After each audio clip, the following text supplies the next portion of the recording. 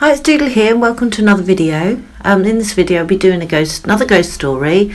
I just wanted to show you this house here. It's absolutely amazing, and it's the sort of house that you'd expect to see in one of those old creepy movies like The Woman in Black or something like that. I could just imagine having a big Halloween party there or something, or I can imagine how many ghosts could be haunting this place. It's absolutely beautiful.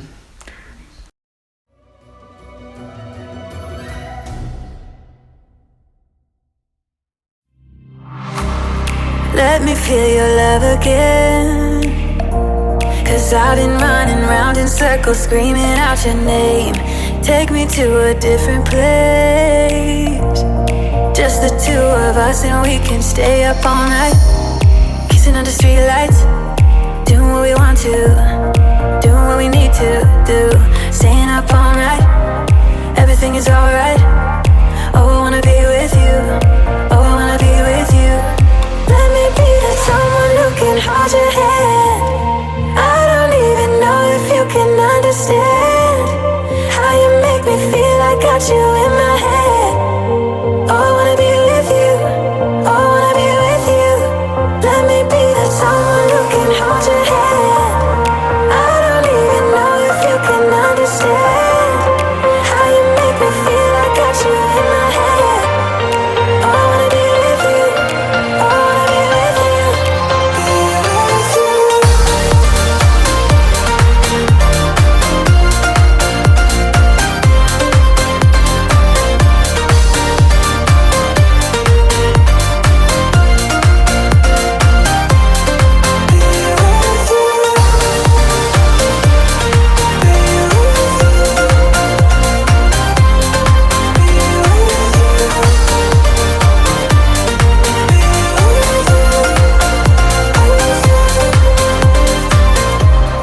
All that time away from you, I didn't think I'd make it without you by my side. Let me feel your love again, just the two of us, and we could stay up all night, kissing under streetlights, doing what we want to, doing what we need to do, staying up all night, everything is alright. Oh, I wanna be with you, oh, I wanna be with you. Let me be that someone who can hold your hand. I don't even know if you can understand how you make me feel. I got you in my head. Oh, I wanna be with you, I wanna be with you, I wanna be with you.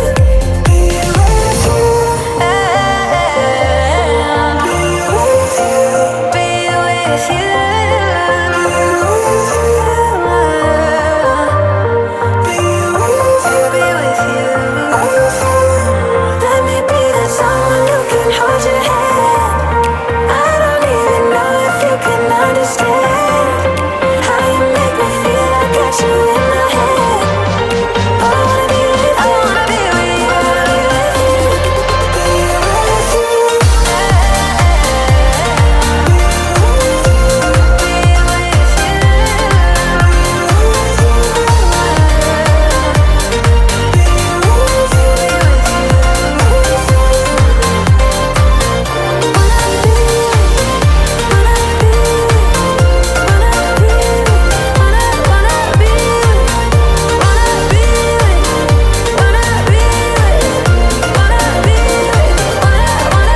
me be that someone who can hold your hand. Let me be. I don't even know if you can understand how you make me feel. I got you in my head. I wanna be with you, I wanna be with you, I wanna be with you. Let me be that someone who can hold your hand. Let me be. I don't even know if you can understand how you make me feel. I got you in my head. I wanna be with you, I wanna be with you, I wanna be with you. So now we get on to the ghost story. As I start, a family member of mine was working in a hotel. This was back in the 1990s, I believe. I think it was the 1990s. And they were working inside one of the rooms of the hotel, and they heard the fire doors go outside in the corridor, and of course usually there's not a lot of people around in the corridors, so this particular family member, they went outside into the corridor and had to look down to down the end of the corridor. And remember that these corridors, it's a big hotel, they were vast, they were long. There's no way that anyone could, unless they went into a room, could get go through the fire doors and then just disappear. So they had the fire doors go, so they went out and to check it out, and I believe, if I'm getting this story right, they went through they heard the doors go, so they opened the door to the room and looked down, and the fire doors were still swinging, I believe, or either that, or but what they saw, and this is what they told me, what they saw was a big pixelated shadow walking down the corridor. It was huge. Apparently it's sort of a size of a tall man, and it was walking down the corridor, and the figure was dragging a red blanket behind them. And remember, this was not a person, this was a pixelated image that you could see right through. So this was believed to be a spirit, a ghost of the hotel, and they were dragging some sort of medical red blanket that they used to use in the war behind them. So this is one of the first sort of experiences from my family member that they told me about. And then the second experience they had, they were driving along the road and they come up to a zebra crossing. They would keep driving and they saw just this figure of just the bottom half. I think it was the bottom half, yeah. I'm sure it's just the bottom half of a person, not the top half, the bottom half of this person. And they were standing by the road, by the zebra crossing. There's two people that witnessed this, and so I sort of did some research online, and apparently the place where they saw this dismembered body or image was a place where in the war this particular house that they were standing by had been blown up during the war. I think it's the Second World War, and someone lost their life. So that was another thing that they saw. So just the legs of some person, and it wasn't just one person that saw it, it's two.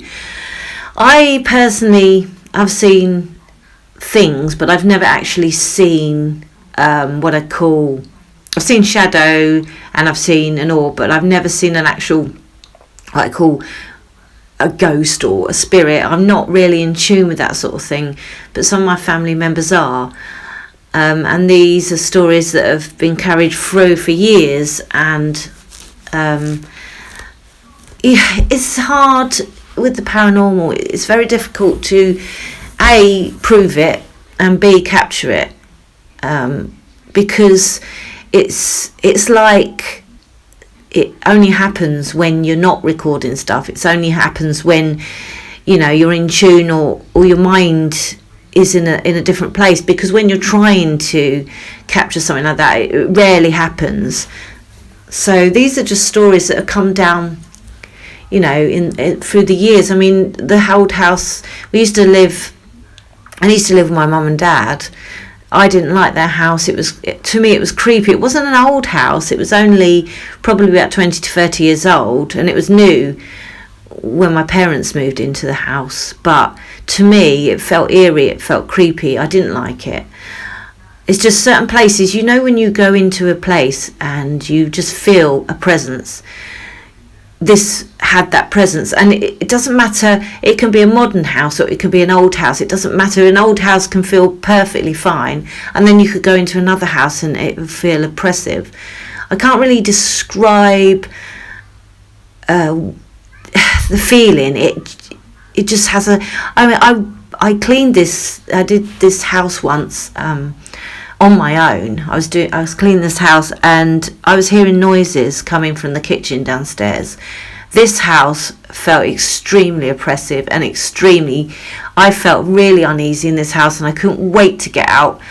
And this is one of the only houses I've ever felt that bad in.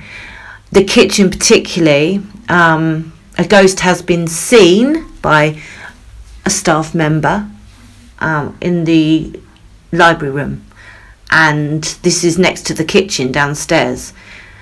And I was hearing these noises, so I turned the music up, and I decided that I didn't want to go downstairs at all. I just thought, right, I've got to get this done and get out of here, because it just had a horrible feeling.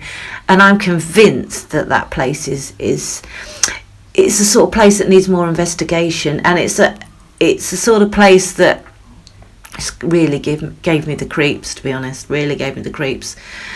I think that must be the worst house I've ever been in, and it's not what you call a particularly old house. It's not a particularly dark looking house. It's not what you call a typical creepy haunted house. It just had a horrible feeling about it, and that I would not want to go back to, particularly on my own, and particularly at night. I'm acting surprised, but I know I'm not over you. Keep missing our fights, even though they're so overdue. We had a fire, now we're watching it burn low. Isn't it time we go our separate ways? Not enough time, not enough time. I'm falling behind, I hate to separate my body and mind, my body and mind. I feel like demons in my mind, demons in my mind. It tastes like demons in my mind, demons pushing all my triggers, losing my pride. But I guess that's what love do to people like us, struggling to come through. We had a fire that we watched it burn out. Isn't it time we go our separate ways? Not enough time, not enough time. I'm falling behind, I hate to separate my body and mind, my body and mind. I feel like These are the pumpkins I got from the pumpkin farm, the pumpkin patch, and I really particularly like this turquoisey blue one because I think it's unusual and it's got a little green stem. This little one, I think it's so cute. I think it looks just like a pumpkin should really. Little tiny little one. The amazing pumpkins and gourds and squashes and all those sort of things, they just come in just such wonderful colours and wonderful shapes and sizes, and none of these are gonna, well, some of these aren't going to go to waste because I'm going to try and make pumpkin soup out of them or something, or pumpkin pie, because it just seems a waste and a shame if you don't put them to use after the October season's gone. So it's good, and they do last quite a long time. So I've got some really good pumpkins from the day out, really good. So I'm going to try and make a display and maybe put some lights around them, decorate them with these. I've got these wire lights which are battery powered, and I've also got some solar ones which I might put outside just to light, because I love decorating for the seasons. I just love, especially this season, the Halloween season is my favourite. I really love doing all sorts of things like this. I've always done it. I've always been one to decorate. My mum and dad were the same. My mum, not my dad. My mum always loved to decorate and do things for the season. Well, that's it for today, and I hope you enjoyed the video. Next time we'll be back with more ghost stories for the autumnal season and more Clean With Me's. See you then.